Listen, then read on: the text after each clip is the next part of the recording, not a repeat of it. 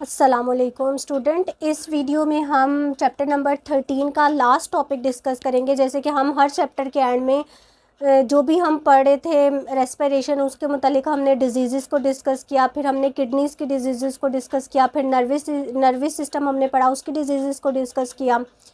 इसमें हमने स्केलेटन को डिस्कस किया। तो फिर इसके चैप्टर के एंड में वैसे तो स्केलेटन की बहुत सारी डिजीज़ हैं, लेकिन जो आपकी बुक में दी हुई है वो 2 डिजीज़ को डिस्कस किया हुआ है, ऑस्टियोपोरोसिस एंड आर्थराइटिस। ठीक है, ऑस्टियो हम कहते हैं बोन को, तो ऑस्टियोपोरोसिस क्या है? ये मोस्टली अडल्ट्स में होती है जिनकी एज 40 प्लस हो जाती है, ठीक है, या फिर ओल्ड वुमेन में होती है। ठीक है, जो औरतें बूढ़ी हो जाती हैं 50 प्लस 60 प्लस एज में चली जाती हैं, तो उनको डिज़ीज़ ज़्यादा कौन किस में देखने को मिलती है? जो ओल्ड एज वुमेन्स होती हैं उनमें ऑस्टियोपोरोसिस जो डिसीज़ है वो ज़्यादा देखने को मिलती है। डिक्रीज़ इन बोन डेंसिटी, इस बीमारी में क्या होता है कि जो बोन्स हैं उनकी डेंसिटी यानी बोन्स का जो सख्तपन है वो कम हो जाता है। ठीक है, इसमें क्या होता है कि बोन की जो डेंसिटी है वो कम हो जाती है। ठीक है, इसकी वजह क्या है? कोई मेल न्यूट्रिशन हो सकता है, यानी हम न्यूट्रिशन में प्रॉपर वाइटामिन्स नहीं ले रहे, मिनरल्स नहीं ले रहे, जिसने जो बोन्स के ऊपर जाके डिपॉजिट होते हैं। ठीक है, विटामिन सी नहीं ले रहे, विटामिन डी नहीं ले रहे, जो फॉस्फोरस जो बोन के ऊपर जाके डिपॉजिट होती हैं और बोन को स्ट्रॉन्ग बनाती हैं, उसकी डेंसिटी को इंक्रीज़ करती हैं। एक तो वजह ये है कि न्यूट्रिशन की जो प्रॉपर न्यूट्रिशन है हम वो नहीं ले रहे। दूसरी क्या है? लेक ऑफ फिज़िकल एक्टिविटीज़, यानी जो लोग बिल्कुल कुछ काम वाम नहीं करते और अपनी बॉडी को प्रॉपर एक्सरसाइज में भी नहीं लेकर आते और कोई फ़िज़िकल एक्टिविटी भी प्रॉपर नहीं करते, तो उनकी बोन भी ऑस्टियोपोरोसिस की तरफ चल जाती है। यानी वो भी बोन जो हैं वो अपना सख्तपन उनका वो भी ख़त्म हो जाता है और उनकी जो डेंसिटी है वो लो होना शुरू हो जाती है। और हमने अभी डिस्कस किया कि ये ओल्ड वुमेंस में ज़्यादा होती है। ओल्ड वुमेंस में ऑस्टियोपोरोसिस क्यों ज़्यादा हो जाती है, ये बीमारी क्यों हमें ज़्यादा ओल्ड वुमेंस में देखने को मिलती है? Deficiency of oestrogen. एस्ट्रोजन एक हार्मोन है जो कि रिलीज़ होता है जब एग प्रोडक्शन होती है। मंथली एग प्रोड्यूस होते हैं फीमेल की ओवरीज में। ठीक है, जब एग की प्रोडक्शन होती है तो एक हार्मोन है एस्ट्रोजन जो फीमेल की बॉडी में बहुत ज़्यादा प्रोड्यूस होना शुरू हो जाता है। ठीक है, तो उस एस्ट्रोजन का काम क्या होता है?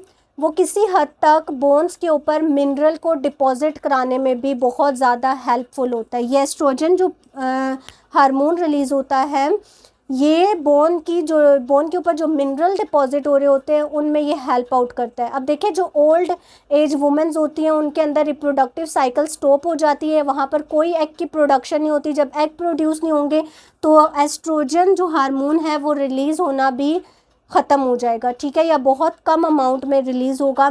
तो उसकी वजह से क्या होगी कि बोन के ऊपर जो डिपॉजिट होते हैं मिनरल्स वो भी कम हो जाएंगे। उसकी वजह से क्या होगा? ऑस्टियोपोरोसिस मीन्स उनकी जो बोन की डेंसिटी है वो कम हो जाएगी, उनको बोन्स में पेन रहेगा। ठीक है, घुटनों में मोस्टली उनको दर्द रहता है। ठीक है, हड्डियों में दर्द होता है। तो ये उसकी वजह पीछे कहानी क्या है कि एस्ट्रोजन जो है वो उनकी बॉडी में कम रिलीज़ होता है।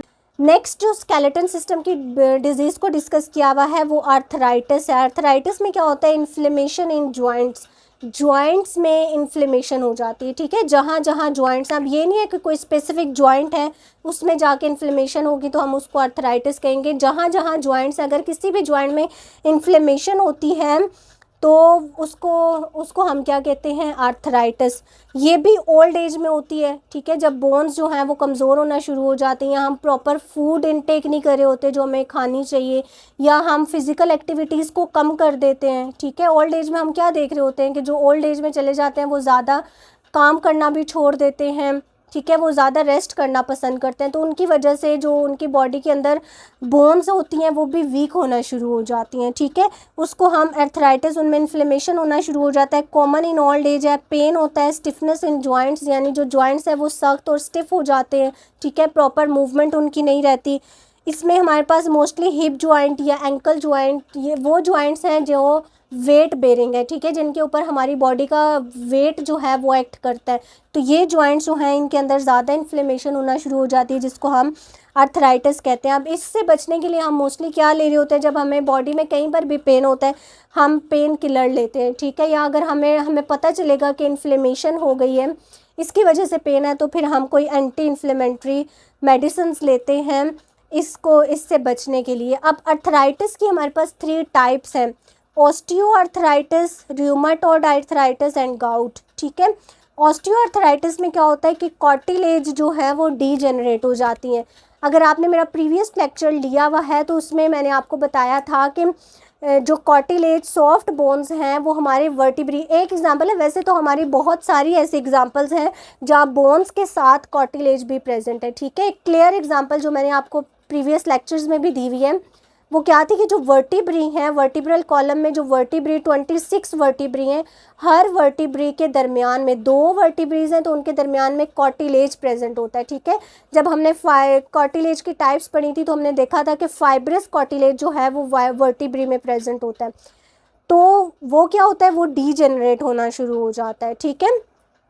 उसकी भी वजह क्या है, ओल्ड एज है या ऑटो इम्यून डिजीज़ हमारी बॉडी में होना शुरू हो जाती हैं जब इंसान ओल्ड एज की तरफ जाता है, या फिर कोई और जेनेटिक कॉज भी हो सकता है। इसमें क्या होता है कि ऑटो इम्यून डिजीज़ क्या होती हैं जिसमें इंसान की बॉडी का अपना जो इम्यून सिस्टम होता है, यानी जो हमारे वाइट ब्लड सेल्स हैं वो हमारे इम्यून सिस्टम के तौर पे एक्ट करते हैं, उनको समझ ही नहीं आती और वो हमारे बॉडी का कोई दूसरा पार्ट खाना शुरू कर देते हैं, ठीक है। उनको लगता है कि ये वाले जो सेल्स हैं ये कोई डेंजरस हैं और उनको क्योंकि उनको खुद कुछ समझ नहीं आ रही होती तो वो उनको डीजेनरेट करना शुरू कर देते हैं, ठीक है। तो एक वजह ये भी हो सकती है।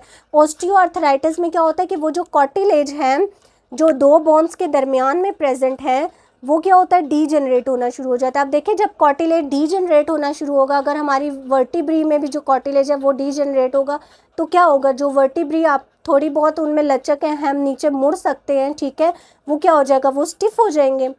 जब वो स्टिफ होंगे तो हमारी जो हम उड़ के चीज़ें उठा सकते हैं ये नहीं कर सकेंगे, ठीक है। और इस तरह के जो प्रॉब्लम्स हैं वो ऑस्टियोआर्थराइटिस कहलाते हैं जिसमें डीजेनरेट हो जाती है कार्टिलेज, ठीक है। और दूसरी आपको वजह बताई हुई है कि ल्यूब्रिकेंट प्रोड्यूस नहीं होता, ठीक है। अब देखिए 2 बोन्स के दरमियान में ल्यूब्रिकेशन रिलीज़ होती है जो कि इनको आपस में, देखिए 2 बोन्स इकट्ठी हैं लेकिन फिर भी एक दूसरे के साथ रगड़ नहीं खा रही, ठीक है। अब जब ल्यूब्रिकेशन भी नहीं होगी, इनके जो कार्टिलेज हैं वो भी डीजेनरेट हो जाएंगे तो ये बोन्स क्या कर जाएंगी, दोनों आपस में फ्यूज़ कर जाएंगी, ठीक है, स्टिफ हो जाएंगी। मैं इनको जितना मर्जी मोड़ने की कोशिश करूँ ये नहीं मोड़ेंगी, ठीक है, आपस में जुड़ जाएंगी। तो इसको हम क्या कहते हैं, ऑस्टियोआर्थराइटिस। यहाँ पिक्चर में देखें इस तरह ऑस्टियोआर्थराइटिस हो जाता है जिसमें बोन्स जो हैं वो फिक्स्ड हो जाती हैं। नेक्स्ट है rheumatoid arthritis, inflammation in cartilage present in joints, ठीक है। अब उन जॉइंट्स के जो कार्टिलेज हैं, जैसे कि मैंने अभी आपको वर्टिब्री की एग्जांपल दी है, ऑस्टियोआर्थराइटिस में क्या होता है कि वो बोन्स जो हैं आपस में फ्यूज़ हो जाती हैं, उनका जो कार्टिलेज है पूरा डीजेनरेट हो जाता है, ख़त्म ही हो जाता है, उसकी ल्यूब्रिकेशन भी ख़त्म हो जाती है।